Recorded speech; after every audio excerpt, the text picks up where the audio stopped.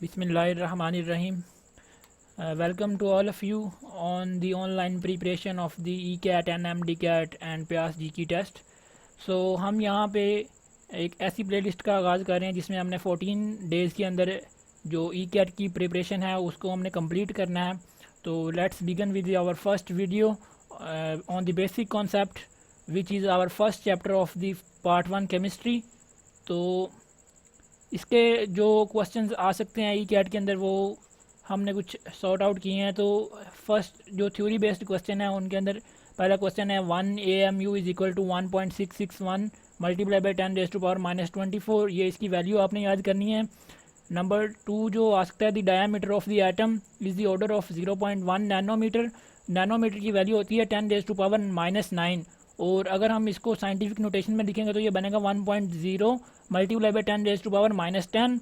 और 10⁻⁻10 मीटर जो होता है ये लेंथ का यूनिट है एंगस्ट्रम. तो इसको हम 1 एंगस्ट्रम कह सकते हैं. तो आगे जो है वो जे बर्ज़िलियस एक साइंटिस्ट थे जिन्होंने एटॉमिक मास के बारे में बहुत काम किया है. तो उन्होंने एटॉमिक मास दरियाफ्त किए थे. तो डिफरेंट एटम्स के एटॉमिक मास जो फाइंड किए थे वो किसने किए थे? जे बर्ज़िलियस ने. और इसी साइंटिस्ट ने क्या किया था भला, सैम्बल्स भी दिए थे, सैम्बल्स भी इंट्रोड्यूस करवाए थे. तो जे बर्ज़िलियस ने ये 2 काम किए हैं. ये भी MCQs में आ सकते हैं. और आगे जो है वो size of the negative ion is greater than the neutral atom. अब जो नेगेटिव आयन होता है उसका साइज़ क्या होता है भला, ज़्यादा होता है न्यूट्रल एटम से. ये भी थ्योरी बेस्ड क्वेश्चन है. और दूसरा जो है size of the positive ion is smaller than the neutral atom. और जो अगर पॉजिटिव आयन होगा तो उसका साइज़ हमेशा न्यूट्रल एटम से क्या होगा, ज़्यादा होगा. ये क्यों होता है, इसके पीछे वजह है. उस वजह वो आपकी बुक के अंदर लिखी गई है, आप उसको देख सकते हैं कि जब इम्बैलेंस हो जाती है इलेक्ट्रॉन और प्रोटॉन की तो क्या होता है भला, जो पॉजिटिव आयन होता है इसके अंदर पॉजिटिव आयन ज़्यादा हो जाते हैं. मतलब पॉजिटिव चार्ज जो होता है वो ज़्यादा हो जाता है, नेगेटिव कम हो जाता है. तो क्या हो जाती है, अट्रैक्शन बढ़ जाती है. तो जो शेल होता है वो क्या होता है भला, कॉन्ट्रैक्ट हो जाता है, सिकुड़ जाता है. तो अब जो तीसरा जो हमारे पास है वो है radical cations are called molecular ions. और the pressure of the vapour in the mass spectrograph is 10⁻⁻6 और 10⁻⁻7. या तो प्रेशर के बारे में पूछ सकते हैं आपको, मास स्पेक्ट्रोग्राफ में के अंदर कितना होता है 10⁻⁻6 टू 10⁻⁻7 टोर. और या फिर आपसे पोटेंशियल डिफरेंस के बारे में भी पूछ सकता है, 1000 टू 2000 वोल्ट्स होता है. और कंबस्टन एनालिसिस जब हम करते हैं तो उसके अंदर 50% क्या KOH यूज़ होती है, ये आपने लाजमी याद करना है. और 2 चीज़ें जो यूज़ होती हैं उसके अंदर क्या होता है भला, MgClO4 और क्या होता है भला KOH पोटाशियम हाइड्रोक्साइड. और ये 50% होती है पोटाशियम हाइड्रोक्साइड. और जो कंबस्टन एनालिसिस होता है इसके अंदर जब कंबस्टन हम करवाते हैं तो इसके अंदर 2 प्रोडक्ट बनते हैं, एक कार्बन डाइऑक्साइड होती है और एक वाटर होता है. अब जो वाटर होता है वो किसके ज़रिए ऑब्जर्व होता है, MgClO4. और जो कार्बन डाइऑक्साइड होती है वो 50% KOH के ज़रिए ऑब्जर्व हो जाती है कंबस्टन एनालिसिस के दौरान. ये MCQ आ सकता है. तो theoretical yield is always greater than the actual yield. ये थियोरेटिकल जो एक्चुअल यील्ड होती है वो थियोरेटिकल यील्ड से कम क्यों होती है, इसकी भी रीज़न्स हैं कि जो ऑल दी रिएक्टेंट्स जो होते हैं, जो सारे रिएक्टेंट्स होते हैं वो प्रोडक्ट में कंप्लीट नहीं होते. मतलब रिएक्शन जो है वो 100% कंप्लीट नहीं होता. या फिर इसके अंदर कोई साइड रिएक्शन हो रहा होता है. तो इस वजह से जो एक्चुअल यील्ड होती है वो हमेशा थियोरेटिकल यील्ड से कम होती है. ये भी आपने याद रखना है. परसेंटेज यील्ड जो होती है ये क्या हमें इंडिकेट करती है कि रिएक्शन की एफिशिएंसी कितनी है, रिएक्शन हमारी जो रिक्वायरमेंट क्या थी रिएक्शन से और रिएक्शन ने हमें रिजल्ट में क्या दिया है. तो ये परसेंटेज यील्ड हमें बताती है. तो efficiency of the reaction is represented by percentage yield. ये भी MCQs है. और मॉलिक्यूलर फार्मूला और एम्पिरिकल फार्मूला के दरमियान जो रिलेशन है वो ये है, molecular formula is equal to N into empirical formula. अब N को हमने कैसे फाइंड करना है, N को हम फाइंड कर सकते हैं मोलर मास यानी मॉलिक्यूलर फार्मूले का मास और एम्पिरिकल मोलर मास. मतलब जो एम्पिरिकल फार्मूला में हम मास कैलकुलेट करेंगे और वो हमारे पास आएगा तो वो N की वैल्यू होगी. और अगर हम N को एम्पिरिकल फार्मूला से मल्टीप्लाई करें तो हमारे पास क्या आ जाएगा, मॉलिक्यूलर फार्मूला. फॉर एग्जांपल अगर हम ग्लूकोज के केस में देखें तो उसका एम्पिरिकल फार्मूला क्या होता है, CH होता है, और उस केस में N की वैल्यू जो होती है वो क्या होती है, 6 होती है। तो जब हम उसके एम्पिरिकल फार्मूला CH से 6 को मल्टीप्लाई करेंगे तो हमारे पास मॉलिक्यूलर फार्मूला ग्लूकोज का आ जाएगा, जो कि क्या होगा, C6H6।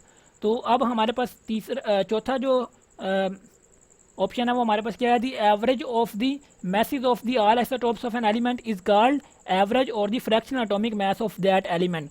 अब जो हमारे पास एवरेज जो हम एटॉमिक मैसेज होता है वो क्या होता है भला, सारे आइसोटोप्स के मैस को क्या करते हैं हम ऐड अप करते हैं और जितना उसके नंबर ऑफ आइसोटोप्स होते हैं उस पर क्या कर देते हैं, डिवाइड कर देते हैं। हमारे पास जो आता है एटॉमिक मैस आता है उसको हम क्या कहते हैं, fractional atomic mass of that element. अब 1 मोल ऑफ आइडियल गैस, ये याद रखने वाली बात है कि STP क्या होता है, standard temperature and pressure. Standard temperature and pressure कौन सी वैल्यू है, 0 डिग्री सेल्सियस इस पर टेम्परेचर होता है और प्रेशर की वैल्यू क्या होती है, 1 atm। अब ये आपने याद रखना है कि जब भी 1 मोल होगा आइडियल गैस का STP पे, तो उसकी जो वो वॉल्यूम ऑक्यूपाई करेगा उसकी वैल्यू है 22.4 डेसीमीटर क्यूब, और इसको क्या कहते हैं, मोलर वॉल्यूम, यानी 1 मोल का वॉल्यूम। तो ये चीज़ आपने लाजमी याद रखनी है, जो न्यूमेरिकल सॉल्व करने में भी आपकी हेल्प करेगी। और the number of the atoms in a molecule is known as atomicity, मतलब जितने किसी एटम्स किसी भी मॉलिक्यूल्स का फार्मूला है तो उसके अंदर जितने एटम होंगे वो उसकी क्या होगी, एटॉमिसिटी होगी। फॉर एग्जांपल अगर हमारे पास मीथेन है तो इसका मॉलिक्यूलर फार्मूला क्या है, CH4, 1 कार्बन 4 हाइड्रोजन, तो इसकी एटॉमिसिटी कितनी होगी, 5, क्योंकि इसके अंदर एटम्स कितने बन रहे हैं, 5। इसी तरह अगर हम हाइड्रोजन गैस के मॉलिक्यूल को लेते हैं तो उसका क्या होता है, H2, तो उसके अंदर 2 एटम्स हैं तो इसकी एटॉमिसिटी कितनी होगी, 2। अब ये हमारे पास टेबल है आइसोटोप वाले, आइसोटोप्स को इंट्रोड्यूस करवाया था JSOD ने, और ये कुछ इंपॉर्टेंट्स जो एलिमेंट्स हैं जिनके हमने क्या करना है भला, आइसोटोप्स को याद रखना है। हाइड्रोजन के 3 होते हैं, प्रोटियम, ड्यूटेरियम और ट्रिटियम।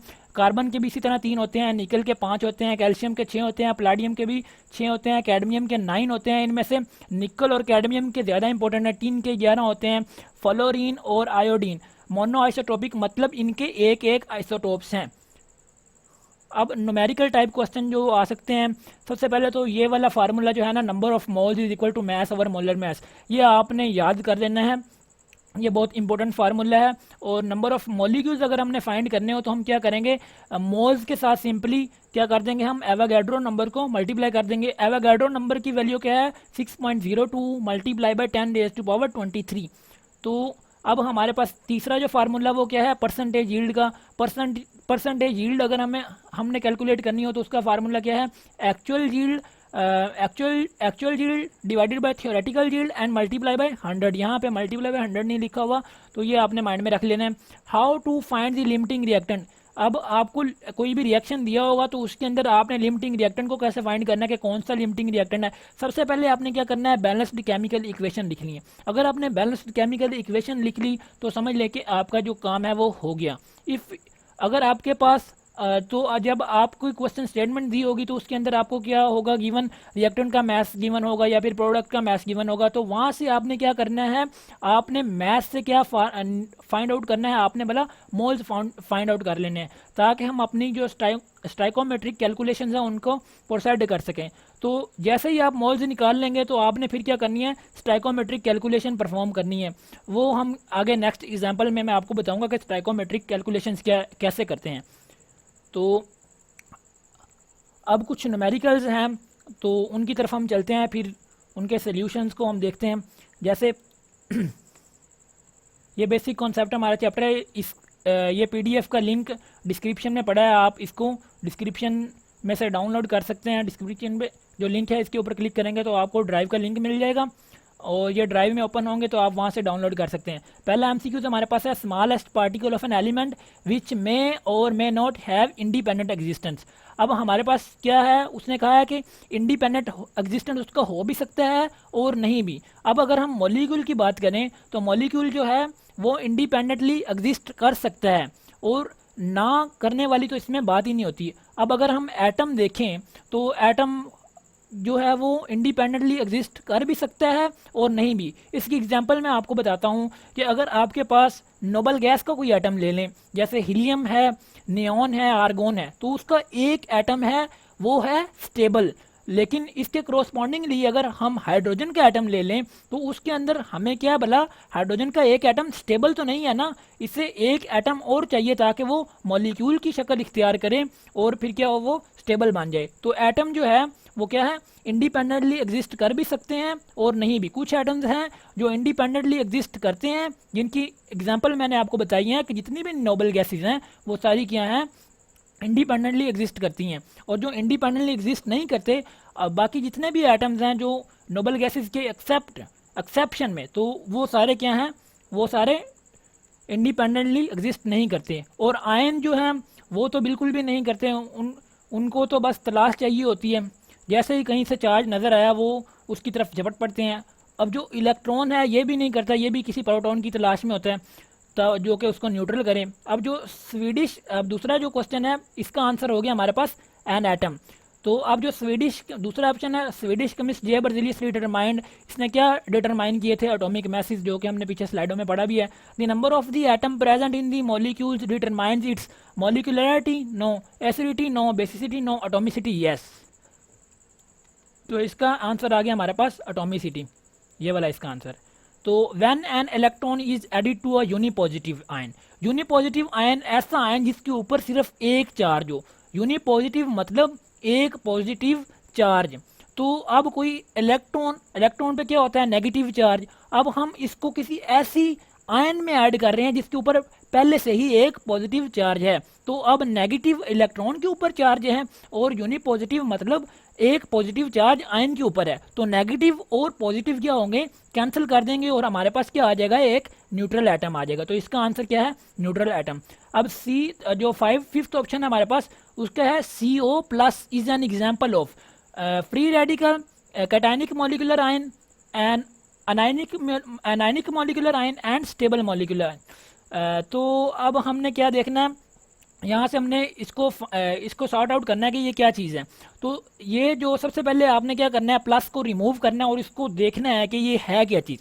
तो CO को अगर हम ऑब्जर्व करें प्लस साइन को आप इग्नोर करें तो हमें क्या पता है कि CO कार्बन मोनोऑक्साइड जो कि एक क्या है मॉलिक्यूल। तो अब मॉलिक्यूल के ऊपर अगर कोई हम चार्ज इंसर्ट कर दें तो वो क्या बन जाता है भला मॉलिक्यूलर आयन। और अगर पॉजिटिव आयन हो पॉजिटिव चार्ज इंसर्ट किया हो तो वो क्या बन जाता है कैटायन, और अगर नेगेटिव आयन इंसर्ट किया हो तो वो क्या बन जाता है अनायन, अनायनिक मॉलिक्यूलर आयन। तो अब यहाँ पे देखें ये CO क्या है एक मॉलिक्यूल है और इसके ऊपर पॉजिटिव चार्ज इंसर्ट किया हुआ है, तो इसका मतलब क्या है कि ये कैटायनिक मॉलिक्यूलर आयन है। तो इसका करेक्ट ऑप्शन आ गया कैटायनिक मॉलिक्यूलर आयन। अब जो छठा ऑप्शन है हमारे पास 6th नंबर पे relative atomic mass is the mass of an atom of an element as compare to the mass of the carbon 12। ये रिलेटिव एटॉमिक मास की डेफिनेशन भी है।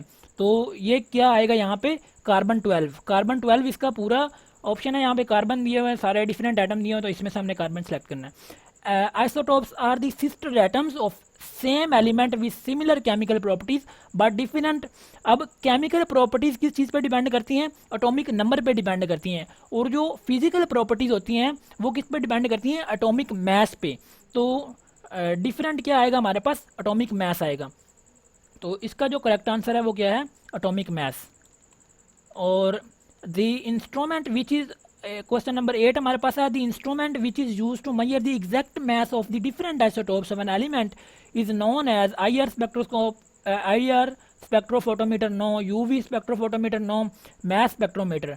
क्या है इसका वाला correct option mass spectrometer. Calorimeter जो होता है वो तो हीट ऑफ रिएक्शन फाइंड करने के लिए होता है। Mass spectrometer separates different question number 9 हमारे पास mass spectrometer separates different positive isotopics ion on the basis of the charge to mass ratio. तो इसका जो थर्ड वाला है सी पार्ट ये इसका करेक्ट आंसर है। Simplest formula that gives us the information, simplest whole number ratio किस चीज़ वो हमें कौन सा फार्मूला देता है, वो हमें एम्पिरिकल फार्मूला देता है। तो percentage of oxygen in H2O। अब यहाँ पे एक कॉन्सेप्ट आपने क्लियर करना है कि आपने परसेंटेज किसी एटम की किसी मॉलिक्यूल में कैसे फाइंड करनी है। फॉर एग्जांपल अब हमें कहा गया है कि ऑक्सीजन की कितनी परसेंटेज है H2O में, तो हमने वो कैलकुलेट करनी है। यहाँ पे कोई भी मॉलिक्यूल हो सकता है, कोई भी एटम हो सकता है, आपने यहाँ पे सिर्फ कॉन्सेप्ट क्लियर करना है। तो percentage of oxygen in H2O के ज़रिए हम अपना कॉन्सेप्ट क्लियर करेंगे कि हम किसी भी एटम की, किसी भी मॉलिक्यूल के अंदर उसकी परसेंटेज कैसे फाइंड कर सकते हैं। तो चलिए स्लाइडों की तरफ चलते हैं। तो ये हमारे पास क्या है भला, percentage of oxygen in H2O हमने फाइंड करनी है। अब हमें पता है कि मॉलिक्यूलर वेट ऑफ ऑक्सीजन कितना है, 16 ग्राम, 16 ग्राम पर ग्राम मोल। और मॉलिक्यूल, अब हमने क्या करना है, फाइंड क्या करना है, percentage of oxygen in H2O। तो हम क्या करेंगे, हम एक मोल जो है ना H2O का वो कंसीडर कर लेंगे, उसके अंदर कितना है ऑक्सीजन वो हम कैलकुलेट कर लेंगे, और वही ओवरऑल क्या होगी, परसेंटेज तो सेम रहती है। तो अब जो मॉलिक्यूलर वेट है ऑक्सीजन का, ऑक्सीजन एटम का, वो कितना है 16 ग्राम पर ग्राम मोल। और जो molecular weight of the molecule H2O का जो वेट है वो कितना है 18। अब हम सिंपली क्या करेंगे, जो परसेंटेज ऑफ किसी भी एटम की जो परसेंटेज हमने फाइंड करनी है उसका फार्मूला ये है कि जिस एटम की हमने फाइंड करनी है उसको कहाँ पे रखेंगे, नोमिनेटर में, और उसके मॉलिक्यूलर वेट को, और जिस मॉलिक्यूल के अंदर हमने फाइंड करनी है उसको हम कहाँ पे रखेंगे, उसके मॉलिक्यूलर वेट को हम रखेंगे डिनोमिनेटर में। तो अब क्या करेंगे, हम molecular weight of the oxygen जिसकी हमने परसेंटेज फाइंड करनी है उसको हमने, उसके मॉलिक्यूलर वेट को हमने कहाँ पे रखा, नोमिनेटर पे, और जो जिसके अंदर, जिस मॉलिक्यूल के अंदर हमने फाइंड करनी है उसको हमने कहाँ पे रखा, डिनोमिनेटर में। तो molecular weight of the oxygen atom divided by molecular weight of the H2O molecule. तो अब इनके मॉलिक्यूलर वेट हम पुट कर देंगे तो हमारे पास क्या आ जाएंगे, 16 divided by 18 multiply by 100, because हमने क्या फाइंड करनी है, परसेंटेज फाइंड करनी है। तो 16 डिवाइडेड बाई 18, तो ये हमारे पास आ जाएगा 88.8, और अगर हम इसको 100 के साथ मल्टीप्लाई करें तो हमारे पास क्या आ जाएगा भला, 0। अगर हम 16.18 को 16 को डिवाइड करें 18 के साथ तो हमारे पास क्या आता है 0.888, और अगर हम इसको 100 के साथ मल्टीप्लाई करेंगे तो हमारे पास क्या आएगा 88.88 परसेंटेज। तो ये हमारे पास परसेंटेज ऑफ ऑक्सीजन एटम आ गई, और यही हमारा क्या है भला करेक्ट आंसर है। तो ये करेक्ट आंसर क्या आएगा 88.8%। अब जो दूसरा क्वेश्चन नंबर 12 हमारे पास है वो क्या है, more abundant isotopes of an element is the one which contain with one which have even atomic number, odd atomic number, even mass number and even atomic number। तो जो ऐसे आइसोटॉप्स जिनका एटॉमिक नंबर जो है वो भी even है और एटॉमिक मास जो है वो भी इवन है, वो क्या है, वो अबंडेंट हैं। तो ये आपका जो क्वेश्चन नंबर 12 का आंसर है वो क्या आएगा हमारे पास, ये सी वाला, ये वाला क्वेश्चन, ये वाला इसका आंसर आएगा। आगे क्वेश्चन नंबर 13 जो है, lie number of the isotopes are known for the elements which lie number of the lie number of the isotopes are known for the elements which are multiple of the, यहाँ पे जो MCQ का answer है वो क्या है 4 है।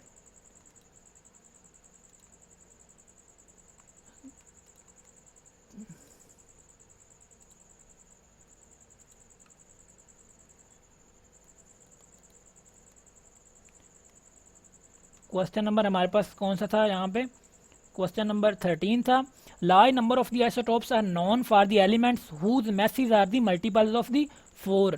तो जिनके मैसेज क्या हैं 4 के मल्टीपल हैं उनकी जो उनके आइसोटोप्स क्या होते हैं, ज़्यादा होते हैं। तो व्हेन, आगे क्वेश्चन नंबर 14 हमारे पास है, ये भी न्यूमेरिकल क्वेश्चन है, when 0.01 kg of CaCO3 is decomposed the CO2 produced occupies the volume at STP। अब 0.01 kg हमें मैस दिया हुआ CaCO3 का, वो डीकम्पोज होकर क्या रिलीज करती है, कार्बन डाइऑक्साइड। तो उसने कितना वॉल्यूम STP, अगर हमारे पास 0 डिग्री सेल्सियस और प्रेशर की वैल्यू कितनी हो 180 m हो, तो वो कितना वॉल्यूम घेरेगी वो हमने फाइंड करना है। तो ये हम चलते हैं स्लाइड्स की तरफ। तो when 0.01 kg of CaCO3 is decomposed, the CO2 produced occupies the volume of at STP। हमने क्या फाइंड करना है CO2 का वॉल्यूम। तो जब CaCO3 डीकम्पोज होता है तो उसकी इक्वेशन ये है, तो बैलेंस्ड केमिकल इक्वेशन है ये। मास ऑफ दी CaCO3 हमें गिवन है 0.01 kg। जब इसको हम ग्राम में कन्वर्ट करेंगे तो हमारे पास कितना ग्राम आएगा, 10 ग्राम। और मॉलिक्यूलर वेट इसका कितना है, 100 ग्राम पर ग्राम मोल। तो अब इससे हम क्या फाइंड कर लेंगे, अब हम इससे क्या फाइंड कर लेंगे, इससे हम इसके मोल फाइंड कर लेंगे और फिर उससे हम क्या फाइंड कर लेंगे, CO2। और फिर CO2 के जो मोल आ जाएंगे उससे हम क्या फाइंड कर लेंगे, STP पे उसका वॉल्यूम फाइंड कर लेंगे। तो प्रोसीजर ये है कि हमने पहले नंबर ऑफ मोल फाइंड कर लिए CaCO3 के, तो वो आ गए 0.1 ग्राम मोल। अब जब हमारे पास 1 ग्राम मोल जब CaCO3 है तो वो कितना बना रहा है, 1 ग्राम मोल ऑफ CO2। तो अगर हमारे पास 0.1 ग्राम मोल होगा CaCO3 का, तो वो कितने कार्बन डाइऑक्साइड बनाएगा, 0.1 ग्राम मोल ही CO2 बनाएगा। तो ये यहाँ पे ये होती हैं स्टाइकोमेट्रिक कैलकुलेशंस। तो यहाँ पे हमने क्या किया, जो चीज़ें हमें जिनके दरमियान हमने रिलेशन देखा है वो क्या है, मोल्स और वॉल्यूम्स हैं, तो उनको हमने क्या लिख लिया। अगर अब जो हमने यहाँ पे 0.1 ग्राम मोल फाइंड किया, ये किस चीज़ का है, CO2 का है। अगर हमारे पास 1 मोल हो तो उसका वॉल्यूम कितना होता है, 22.414। तो 1 मोल का हमारे पास STP पे कितना वॉल्यूम होता है, 22.414 डेसीमीटर क्यूब। और अगर हमारे पास 0.1 ग्राम मोल हो तो हमारे पास वॉल्यूम कितना होगा, ये हमने फाइंड करना है। अब इसको ये एक रिलेशन हमारे पास बन गया है जिसको हम डायरेक्ट रिलेशन कहते हैं। तो आपने इसको भी पहले भी कभी सॉल्व किया होगा। तो इसको सॉल्व करने का तरीका क्या होता है, इनके दरमियान फ्रैक्शन लगाएं और सिंपली ये एक इक्वेशन में इसको रिजॉल्व कर दें। तो हमारे पास 1/0.1 आ जाएगा is equal to 22.414 divided by x, fraction लगा के। तो अब यहाँ से हमने सिंपली क्रॉस मल्टीप्लाई करके हमने x की वैल्यू निकाल ली, जो कि आ गई 2.2414 डेसीमीटर क्यूब। और यही क्या है भला, हमारा आंसर है। तो इसका हमारे पास क्या आ गया, 2.2, ये वाला आंसर आ गया। अब जो क्वेश्चन नंबर 15 हमारे पास है, the number of the covalent bonds in 10 grams of the NH3। अब हमने यहाँ पे क्या फाइंड करना है कि NH3 अगर 10 ग्राम हो तो उसके अंदर कोवलेंट बॉन्ड कैसे होंगे। सबसे पहले हमें पता है कि अगर एक मॉलिक्यूल हो NH3 का तो उसके अंदर कितने सिंगल कोवलेंट बॉन्ड क्यों कौन से होते हैं, सिंगल।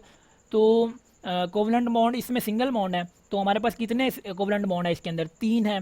तो अब हमें पता है कि अगर एक मॉलिक्यूल हो तो उसके अंदर कितने हैं, 3 हैं। अब हमने 10 ग्राम के मॉलिक्यूल्स निकालने हैं कि 10 ग्राम के अंदर हमारे पास NH3 के कितने मॉलिक्यूल्स हैं। तो वो हमने जब निकाल लेंगे तो फिर हम उसको 3 से मल्टीप्लाई कर देंगे, तो हमारे पास कितने आ जाएंगे कि इतने कोवलेंट बॉन्ड हमारे पास 10 ग्राम के अंदर हैं। तो इस स्ट्रैटेजी को हम क्या करते हैं, अप्लाई करते हैं और फाइंड करते हैं। तो हमारे पास क्या है, नंबर ऑफ कोवलेंट बॉन्ड हमने फाइंड करने हैं 10 ग्राम NH3 के अंदर।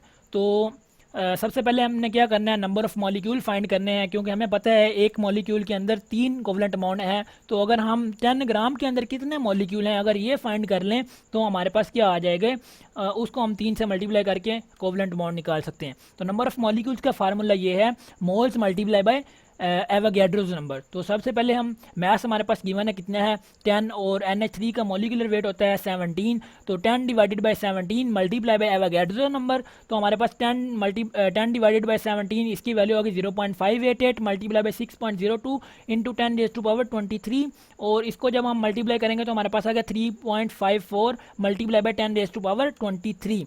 तो नंबर ऑफ मॉलिक्यूल अब यहाँ पे हमने निकाल लिए हैं। अब हमें पता है कि एक मॉलिक्यूल के अंदर कितने हैं, 3 कोवलेंट बॉन्ड है।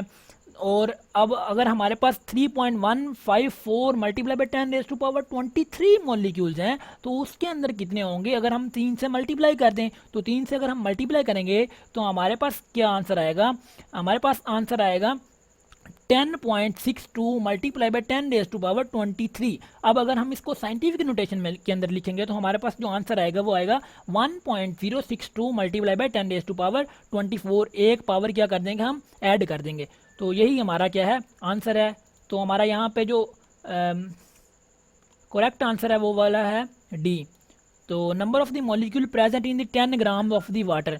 अब हमारे पास क्या है बोला, नंबर ऑफ मॉलिक्यूल्स हमने नंबर ऑफ मॉलिक्यूल्स फाइंड करने हैं 10 ग्राम के अंदर। सबसे पहले क्या करेंगे, हम मोल्स फाइंड कर लेंगे। 10 ग्राम के अंदर वाटर के कितने मोल्स बनते हैं, फिर उसको एवोगैड्रो नंबर से मल्टीप्लाई कर देंगे तो हमारे पास क्या आ जाएंगे, नंबर ऑफ मॉलिक्यूल्स आ जाएंगे।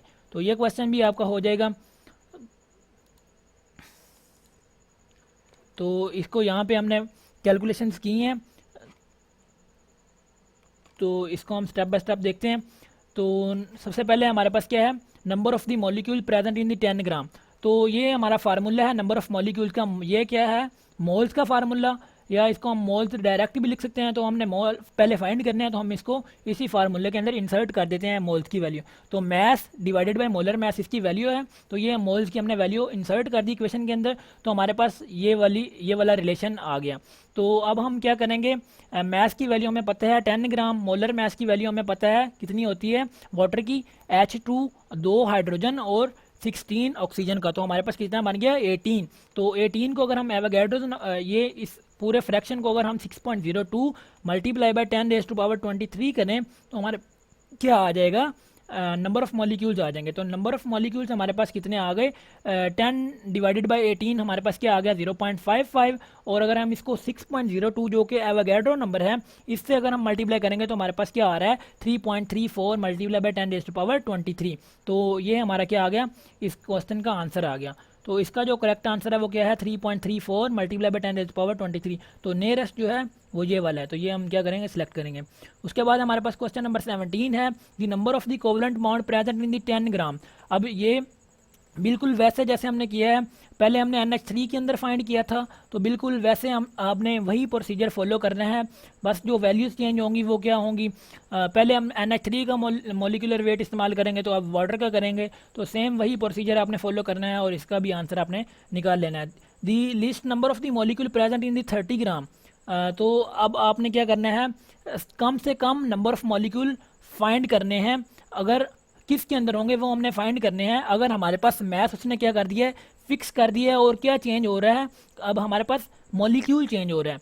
तो N2O का जो मॉलिक्यूलर वेट है वो क्या होगा, ज़्यादा होगा। NO2 का क्या होगा वो भी आपने कैलकुलेट कर लेना है। नाइट्रोजन ऑक्साइड और नाइट्रोजन डाई ऑक्साइड, ये सारे क्या आपने करना है, इनके मॉलिक्यूलर वेट निकाल लेने हैं। और फिर आपने जो प्रोसीजर फॉलो करना है वो सेम वही करना है, रिपीट करना है जो अभी मैंने आपको बताया है।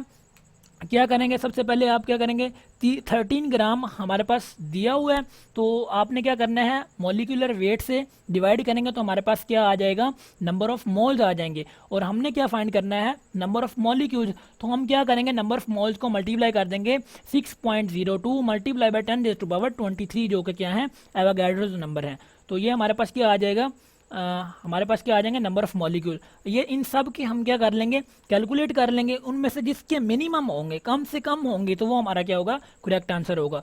तो ये आपने प्रोसीजर फॉलो करना है। Which of the following has highest percentage of nitrogen. अब मैंने आपको बताया था पहले क्वेश्चन में कि आपने परसेंटेज किसी भी कंपाउंड के अंदर किसी एक एटम की कैसे फाइंड करनी है। तो वही प्रोसीजर आपने फॉलो करना है, और जिसके अंदर हाईएस्ट परसेंटेज हो, जो नियरेस्ट टू 100 हो, वो आपने क्या कर लेनी है, वो आपका करेक्ट आंसर होगा। तो अब हमारे पास क्या आ गया, क्वेश्चन नंबर 20 जो है, अगर हम एक एक क्वेश्चन को स्टेप बाय स्टेप सॉल्व करने लग पड़े तो टाइम काफ़ी ज़्यादा कंज्यूम हो जाएगा। तो आपने सिर्फ कॉन्सेप्ट को समझना है, और ये क्वेश्चन भी आप फिर सॉल्व कर सकते हैं। 0.1 moles of the Na3PO4 completely dissociate in water to produce Na+।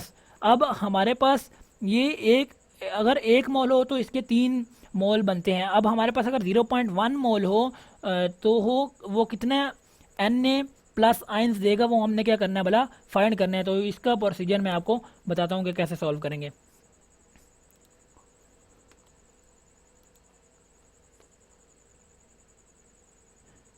ये लास्ट वाला क्वेश्चन है जो हमने पहले किया था, कोवलेंट बॉन्ड्स फाइंड करने थे, किसके अंदर भला, वाटर के अंदर।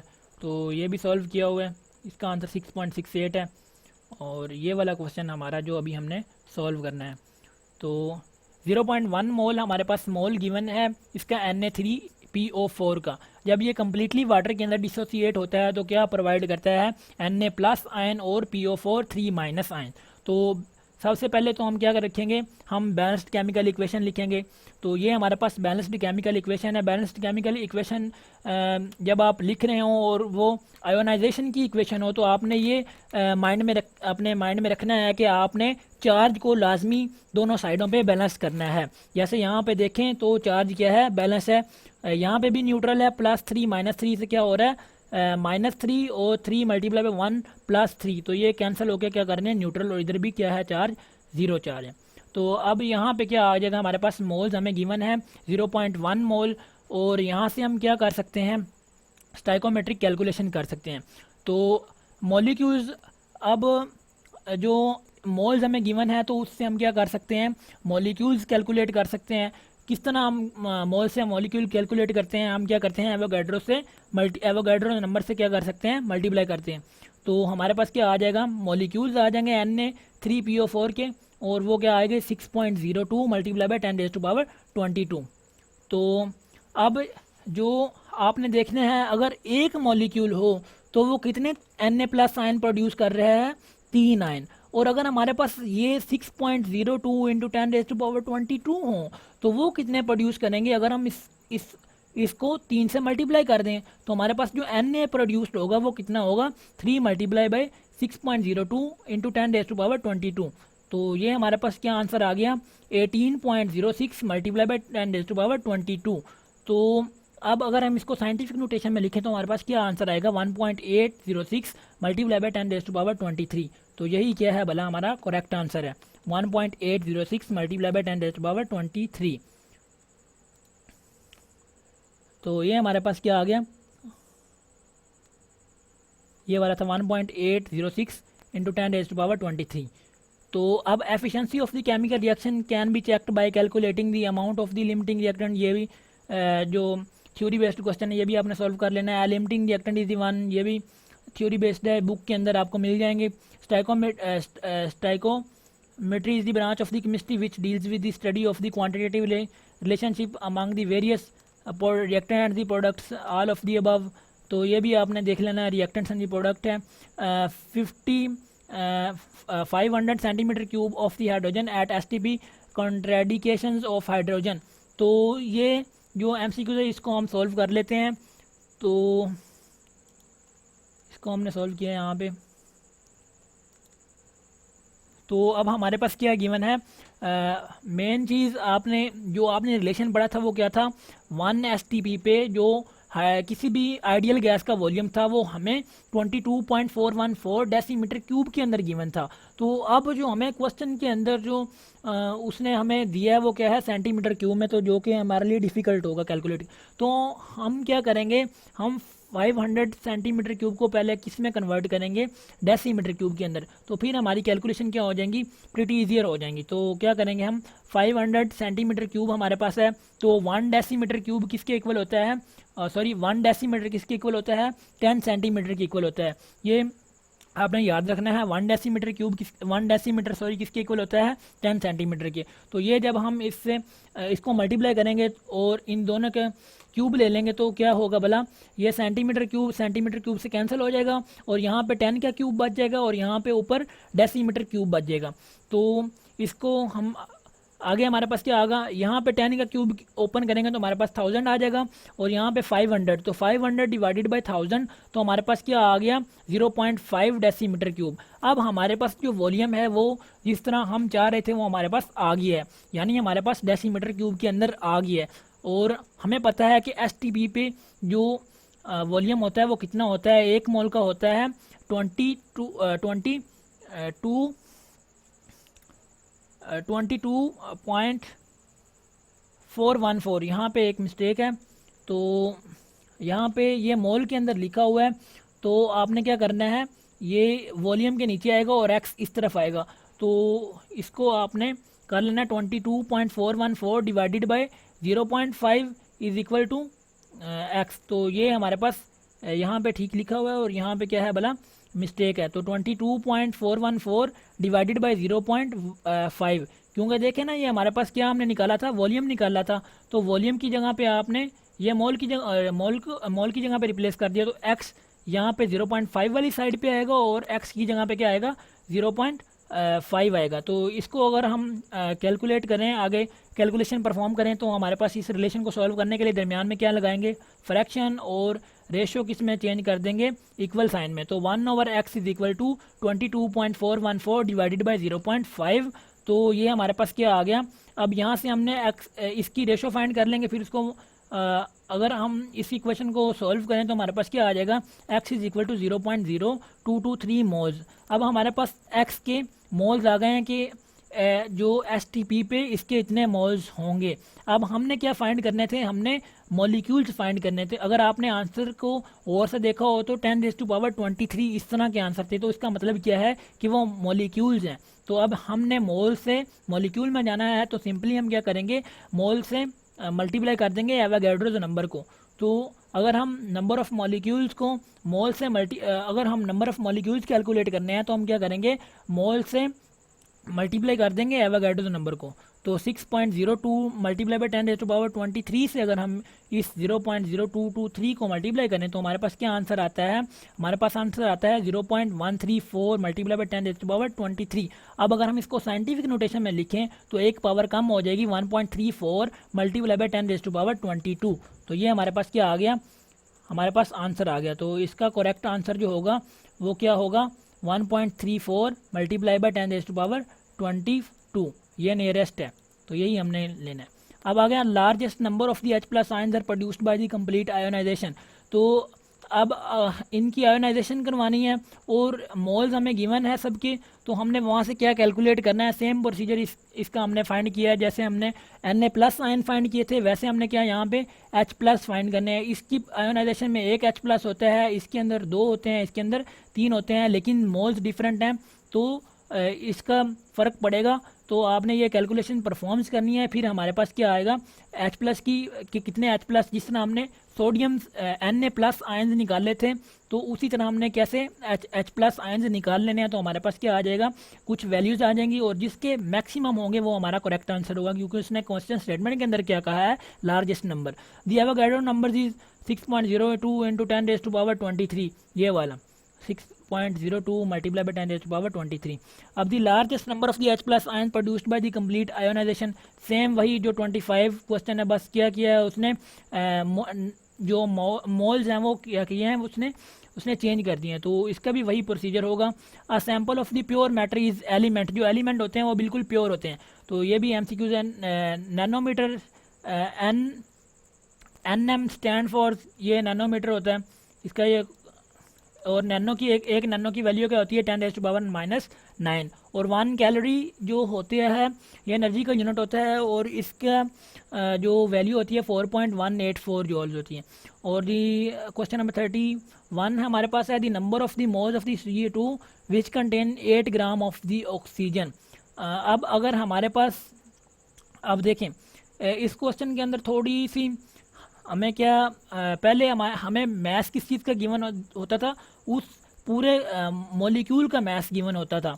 अब हमें सिर्फ क्या है, अगर 8 ग्राम हो तो हमारे पास कार्बन डाइऑक्साइड कितनी होगी, तो इसकी भी क्या करनी होगी, हमें कैलकुलेशंस करनी होगी।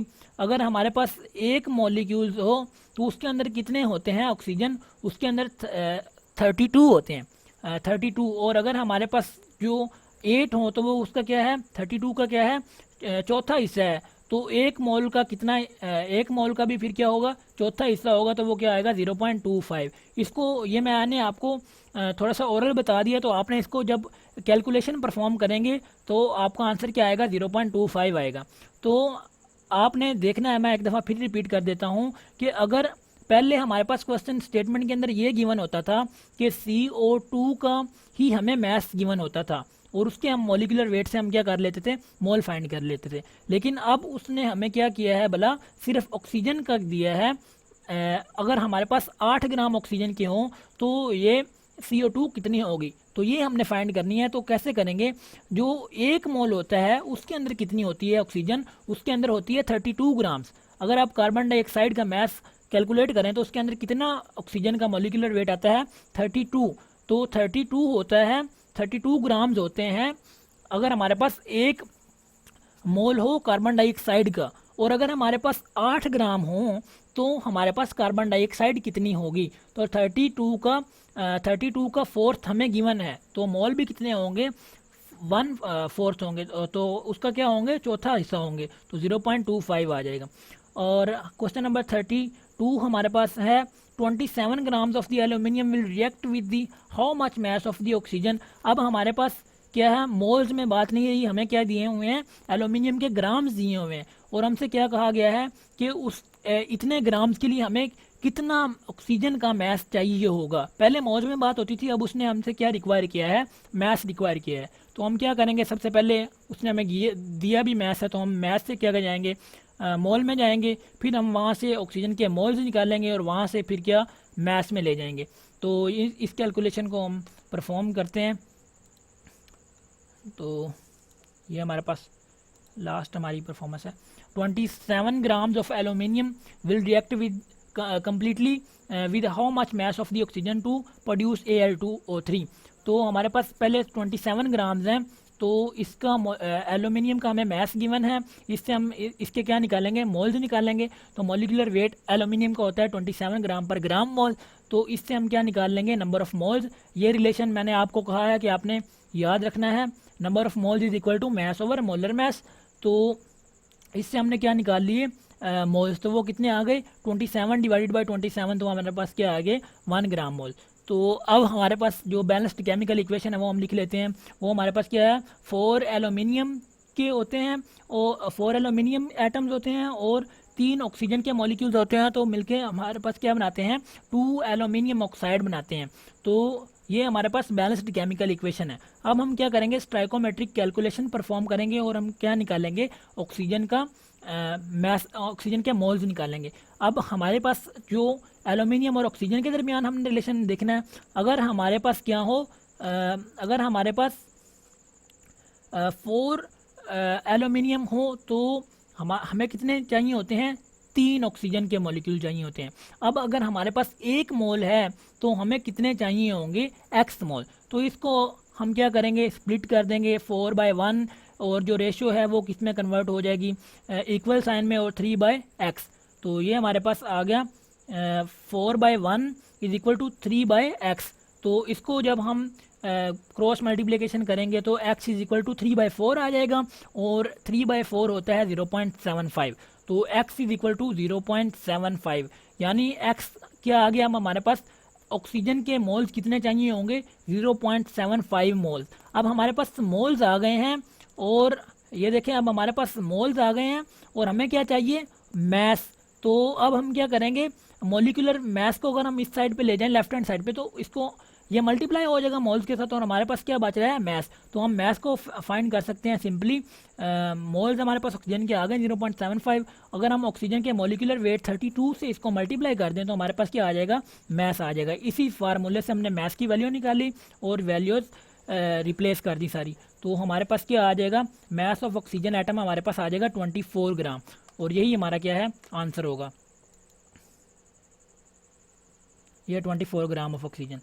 अब आगे हमारे पास moles of the SO2 contains.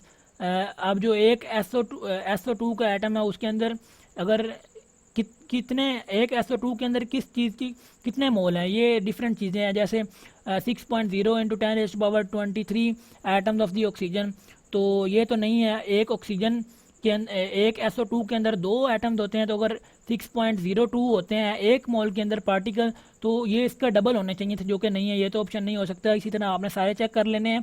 तो मुझे जो करेक्ट लग रहा है वो ये है, सल्फ़र का अगर एक मॉलिक्यूल हो तो उसके अंदर एक ही है, और अगर एक मोल हो तो उसके अंदर कितने मॉलिक्यूल्स होते हैं, 6.02 × 10⁻23, तो 6.02 × 10⁻23 एटम्स ऑफ सल्फर। तो मुझे ये करेक्ट लग रहा है, बाकी आपने सारे चेक कर लेने। और the largest number of the molecules are present, तो ये हमारे पास क्या दिया है, नंबर ऑफ दी मॉलिक्यूल्स हमने फाइंड करने हैं, मैक्सिमम किसके अंदर है। तो 4 ऑप्शन हमारे पास दिए हैं, मैस भी हमें गिवन है, मॉलिक्यूलर वेट भी गिवन है, और एवोगाड्रो नंबर से हमने इस रेशो को मैस ओवर मोलर मैस से मल्टीप्लाई करेंगे तो हमारे पास क्या आ जाएगा, नंबर ऑफ दी मॉलिक्यूल्स आ जाएंगे। तो ये भी आपने कैलकुलेट कर लेने हैं, जिसके मैक्सिमम होंगे वो हमारा क्या होगा, करेक्ट ऑप्शन होगा। The mass of the 1 mole of the electron, तो ये आपने फाइंड करना है, 0.55 मिलीग्राम आता है। और isotopes differ in properties which depend on the mass. Yes, जो प्रॉपर्टीज़ मास के ऊपर डिपेंड करती हैं उनके ऊपर वो क्या होते हैं, डिफरेंट होते हैं। अरेंजमेंट ऑफ द इलेक्ट्रॉन तो ऑर्बिटल में सेम होते हैं, तो ये भी नहीं। तो डिफर किस में करते हैं, मैथ के ऊपर। और कोई ऑप्शन देख लेते हैं। केमिकल प्रॉपर्टीज़ किस पे डिपेंड करती हैं, एटॉमिक नंबर पे, तो वो तो सेम होता है आइसोटोप्स के अंदर। इसका मतलब केमिकल प्रॉपर्टीज़ भी क्या होती हैं, सेम होती हैं। दी एक्सटेंट टू विच दे में बी अफेक्टेड, वो भी इलेक्ट्रॉन की वजह से इलेक्ट्रोमैग्नेटिक फील्ड के अंदर क्या होता है, अट्रैक्ट होता है, तो वो भी क्या होते हैं, सेम होते हैं। तो ये भी इलेक्ट्रोमैग्नेटिक फील्ड के अंदर भी इफेक्ट जो होगा वो सेम होगा। और जो इसका करेक्ट ऑप्शन है वो क्या है, A, properties which depend on the mass. और 37 जो है, the volume occupied by 1.4 gram of the N2 at STP। अब हमारे पास क्या है जी, अगर हमारे पास 1.4 ग्राम नाइट्रोजन गैस का हो तो STP पे उसका वॉल्यूम कितना होगा, तो वही प्रोसीजर फॉलो करेंगे। हमें पता है कि एक मोल का मास, एक मोल का वॉल्यूम STP पे कितना होता है, 22.414 डेसीमीटर क्यूब। अब हमारे पास जो मास गिवन है इससे हम क्या कर लेंगे, मोल निकाल लेंगे और स्टोइकोमेट्रिक कैलकुलेशन परफॉर्म करके अपना आंसर चूज़ कर सकते हैं इजीली।